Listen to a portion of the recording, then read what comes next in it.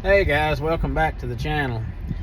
Sorry I haven't made a video in a while. I have been just so busy between work and softball and baseball and cheer and goodness gracious. We have been busy, and then we was out of town one weekend, Six Flags and Hurricane Harbor. We were there for a weekend too. I finally had a weekend off this weekend. No baseball games. I just dropped the girls off to cheer practice, and then one of them will have softball practice after cheer practice. No games this evening, or this weekend. Anyway, I need to get my baits of June out to you, and so that's what we're going to do today. I'm going to talk about the baits that I am going to be using during the month of June. June is the time that the bass start switching over from the spawn and post spawn and start moving out to their summer haunts.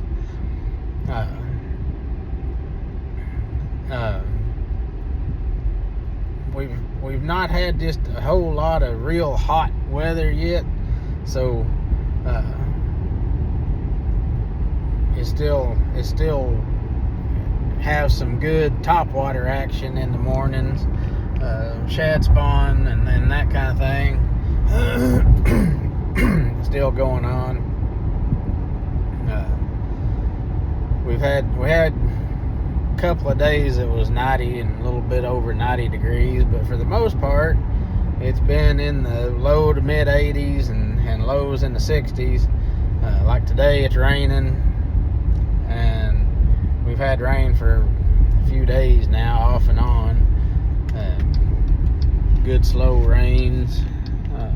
Had one heavy downpour last night, but not too bad. So anyway, the baits of June is my number one bait that we're going to talk about. It's not my favorite bait or anything. It's just the first one we're going to talk about. It's no special order. It's going to be topwater. I'm still going to be throwing the popper style baits, the devil's horse style baits, the prop baits, the spook style baits, buzz bait, of course. Those top waters are still working. They're working really good still.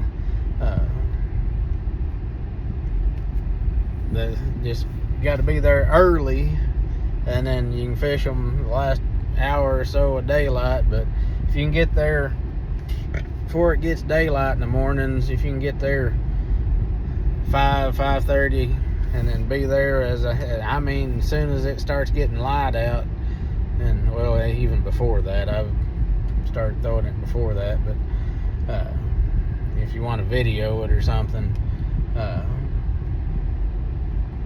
soon as it starts getting light out, start going down the banks, and after the sun starts coming up, keep working the shade line if there's sunshine out. Hadn't had to worry about it for the last few days. It's been cloudy all day, and so the topwater bite's been going on basically all day right now while it's cloudy. Hadn't had a chance to get any videos out because of the rain. But I'm going to get out on the water and make you guys some videos here pretty soon. I'm going to try to anyway. Anyway, so the topwaters, just get out, hit those areas where the bluegill are spawning, or the fish is still guarding fry.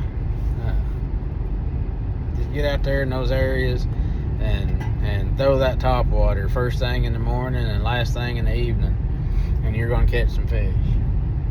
Number 2 is going to be a crankbait, a deeper diving crankbait. Anything that you can get to dive out, anywhere from 6 foot deep all the way to 20-25 foot deep. Deep diving crankbait will work really well this time of year.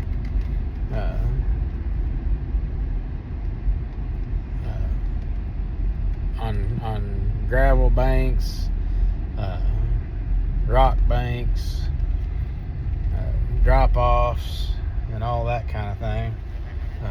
I'm actually just pulling through the parking lot to check out my little area lake right here. I got a small lake right here about 5 minutes from my house. There's a few people out there fishing. I need to be. I might just go home, get the dang boat, and go here in a minute. Anyway, deep diving crankbait, you know, I like the DT series from Rapala. I like rock crawlers, and I like the Berkley Dime. All those crankbaits are really good crankbaits. Also, the Strike King crankbaits, they're good. I've used some Strike King ones. Any of those crankbaits are good. Just find out, kind of check it, figure out what depth your fish are, and get a crankbait that'll bump the bottom. You know, if they're 6 foot deep, DT6, DT8, and so on. A rock crawler, you can get the rock crawler to go down 12-15 feet deep. And then of course you can get those striking, I can't think what they're called right now off the top of my head. Anyway, they dive deep. You can get DT20s. There's several deep diving crankbaits on the market that's really good.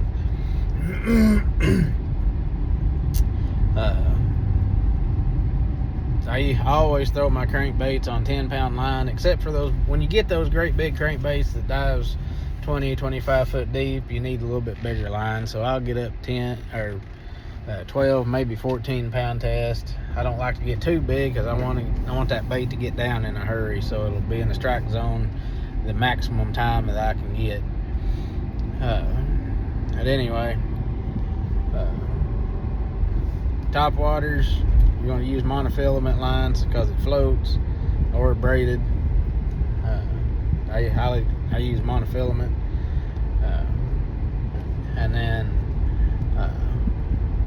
my number 3 bait is going to have a shaky head, or I'm just going to put it in the category of the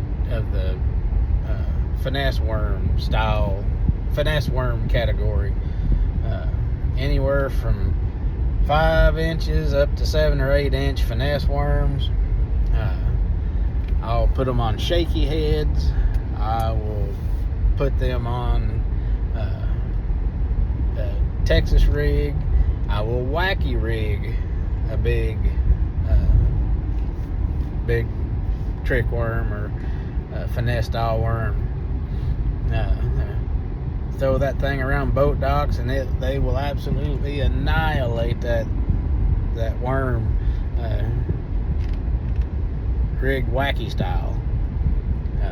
It's a great way to fish it. So a trick worm style bait, finesse worm, is going to be my number 3. Just the line that I'll use depends on how I'm using it. If I've got it on a shaky head, I'll have it on, you know, a 3/16 ounce head, so I'll be using 6-8 pound test line. If I'm fishing it in some cover, I may have a little bit heavier head, you know, pulling it through brush piles and stuff, so then I may have it on 14 to 16 pound test line. Just depends. That'll be fluorocarbon on those. But anyway, that's my 3rd bait. And then going in, they're moving out into the deeper water and moving offshore. It's time for the big worm. It's time for the Zoom old monster.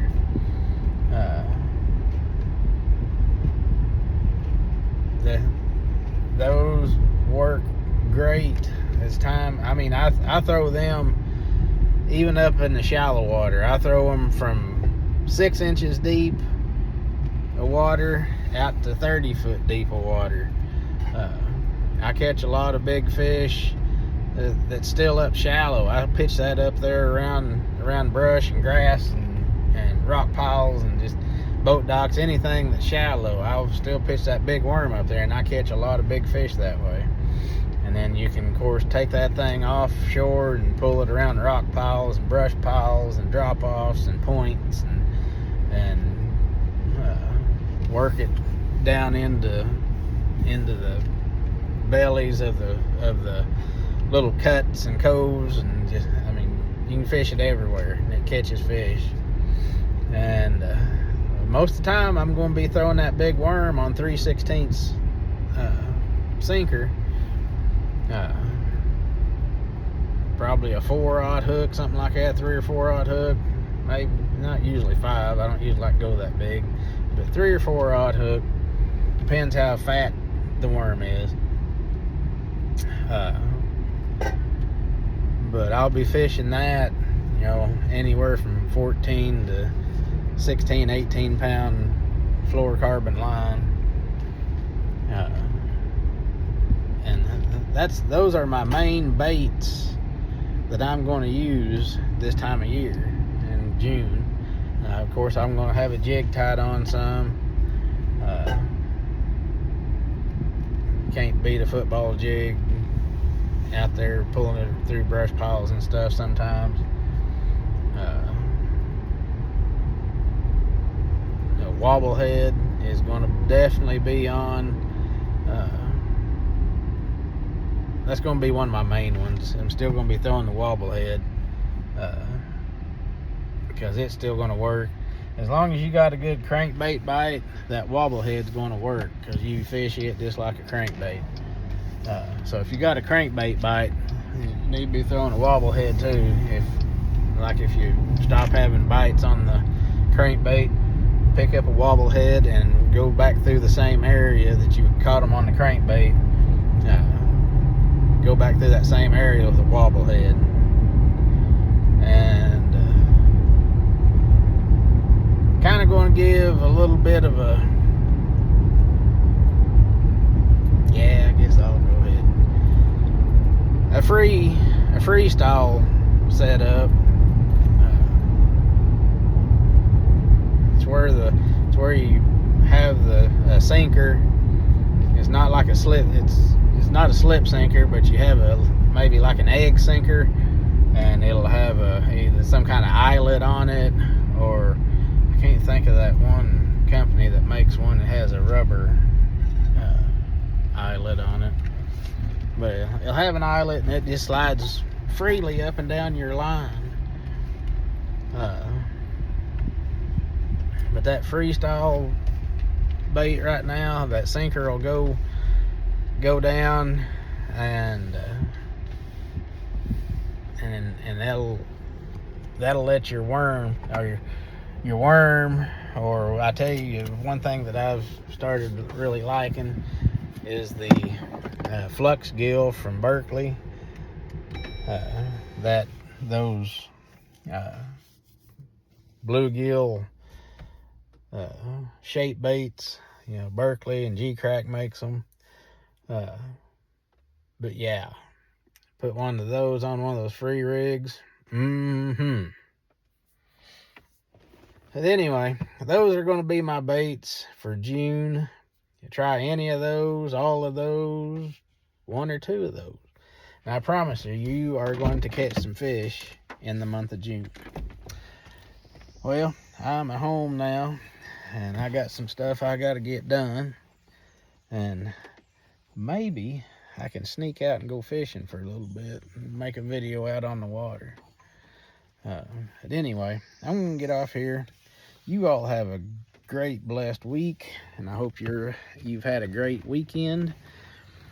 And if you like what you see and hear, hit the like, share, and subscribe button. And I will see you guys out on the water.